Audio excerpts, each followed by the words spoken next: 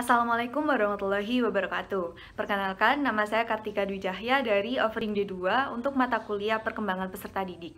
Dan kali ini saya akan menjelaskan mengenai bab anak berkebutuhan khusus, yaitu dalam subbab anak cerdas dan berbakat.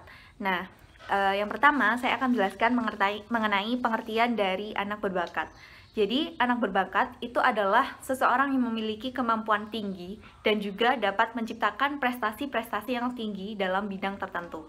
Nah, di sini kita dapat mengatakan bahwa anak berbakat itu merupakan mereka yang memiliki kemampuan umum atau kemampuan spesifik di atas rata-rata anak pada umumnya, serta mereka itu memiliki tingkat kreativitas yang tinggi.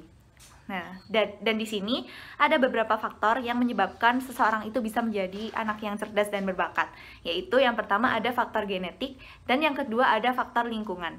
Faktor genetik ini bisa disebut dengan faktor keturunan. Namun, faktor keturunan ini tidak dapat dinilai secara mutlak karena yang menjadi faktor yang sangat besar dalam tingkat kecerdasan seseorang ini merupakan faktor lingkungan, karena faktor lingkungan ini terdiri dari seperti contohnya bagaimana anak tersebut diasuh dan juga bagaimana anak tersebut dididik sejak dini. Nah, itu yang nantinya akan membawa pengaruh yang sangat besar dalam tingkat kecerdasan seorang anak. Nah, yang selanjutnya saya akan menjelaskan mengenai karakteristik dari anak-anak cerdas dan berbakat ini. Yang pertama adalah karakteristik dari fisik motorik anak-anak cerdas dan berbakat. Nah, kebanyakan anak-anak yang memiliki tingkat kecerdasan dan juga anak-anak yang memiliki bakat istimewa itu mereka memiliki fisik yang tinggi badan, berat badan, dan juga daya tarik serta kesehatan yang lebih tinggi daripada anak-anak pada umumnya. Nah, namun hal ini juga tidak dapat dinilai secara mutlak. Yang kedua, saya akan menjelaskan mengenai karakteristik kognitif dari anak-anak cerdas dan berbakat.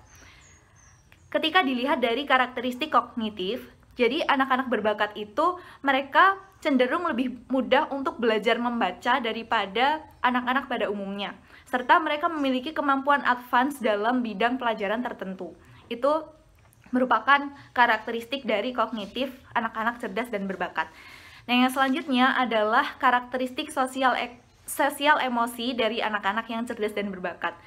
Nah, dalam karakteristik sosial emosi ini ada beberapa perbedaan antara anak-anak yang memiliki tingkat kecerdasan dan keberbakatan yang tinggi ini, karena ada banyak sekali tipe-tipe anak yang memiliki tingkat kecerdasan ini. Yang pertama, ada beberapa anak atau sebagian dari anak cerdas dan berbakat itu yang merasa bahwa mereka itu selalu bahagia dan juga dikelilingi oleh orang-orang atau teman-teman yang menyukai mereka. Namun, ada juga sebagian dari mereka yang merasa bahwa mereka itu mengalami pengalaman traumatis seperti bullying atau mereka itu cenderung menjauh dari kelompok. Sehingga mereka itu cenderung lebih peka terhadap perasaan diri sendiri maupun orang lain.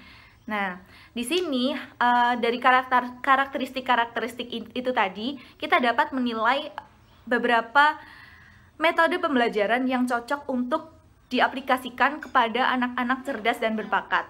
Jadi, sebenarnya anak-anak cerdas dan berbakat itu masih mampu untuk menerima sistem pendidikan yang sama dengan anak-anak pada umumnya. Namun, alangkah baiknya jika anak-anak cerdas dan berbakat ini mendapat perlakuan yang berbeda, yang nantinya akan membawa pengaruh baik terhadap bakat mereka, sehingga mereka dapat menciptakan prestasi-prestasi yang tinggi pula dalam kemampuan yang mereka bisa. Nah, yang pertama ada sistem akselerasi. Sistem akselerasi itu merupakan sistem percepatan, sehingga anak-anak cerdas dan berbakat itu dinilai bisa mendapatkan pendidikan yang lebih cepat daripada anak-anak pada umumnya. Yang kedua, ada sistem segregation, atau mereka itu dimasukkan ke dalam kelompok-kelompok khusus. Jadi misalkan mereka yang memiliki kemampuan musik itu mereka disendirikan dalam suatu kelas tertentu. Itu adalah contoh dari sistem segregation.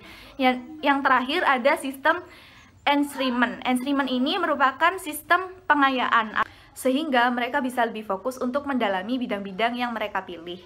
Nah, sekian penjelasan materi dari saya. Apabila ada kurang lebihnya, saya mohon maaf. Wassalamualaikum warahmatullahi wabarakatuh.